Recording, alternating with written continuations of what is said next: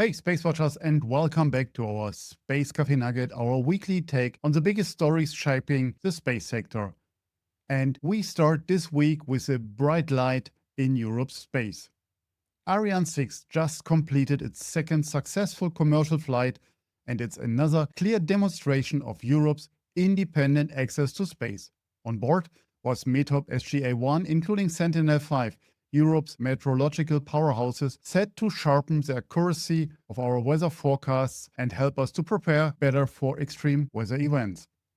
2 flights in, Ariane 6 is delivering not just for ESA and Arianespace, but for all of us who believes Europe must stand on its own in space transport. Now to the story that's sparking heated quite literally.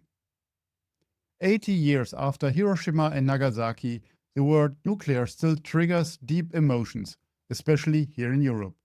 Add in Chernobyl and Fukushima and you understand why Germany decided to phase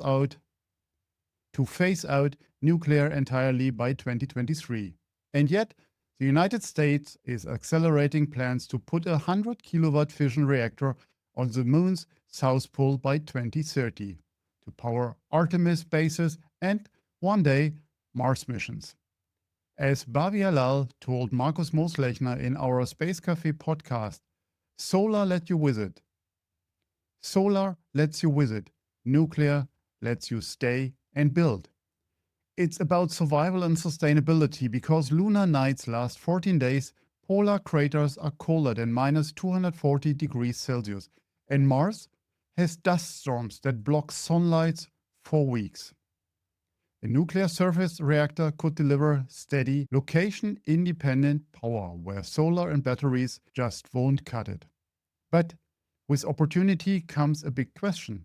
How safe is a launch carrying nuclear fuel, even if cold? How do we ensure safety zones around reactors don't become territorial claims in breach of the Outer Space Treaty? And what happens at end of life? Do we bury the reactor, boost it to a graveyard orbit, or recycle it? Europe isn't absent here, but also not leading. The UK's National Nuclear Laboratory and Rolls-Royce are working on small space reactors. ESA is developing Americum 241 radioisotope systems, and France, SIA plus German industry brings shielding, thermal control, and electronic expertise. But we are not yet building our own 100 kilowatt lunar system. That means we must decide quickly. Do we want to shape the rules or just react on them?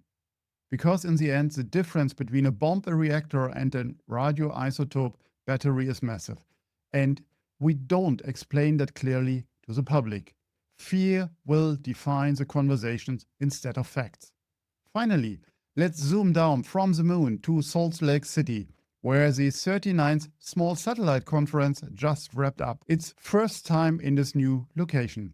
Our SpaceWatch.global field reporter Daniela Jovic was there, bringing back stories of a sector that's still booming: Earth observation constellations, space-based communications, and cutting-edge technology that shrinks satellites but expanding their capabilities. If the lunar reactor is a bet on the far future, small sats are the here and now drivers of innovation. That's your Space Cafe Nugget for this week. From Ariane 6 success to nuclear on the moon and the buzz from Salt Lake City, space is moving fast and so are we. Stay curious, stay critical, and I will see you in the next weeks. With that, Space Watch out.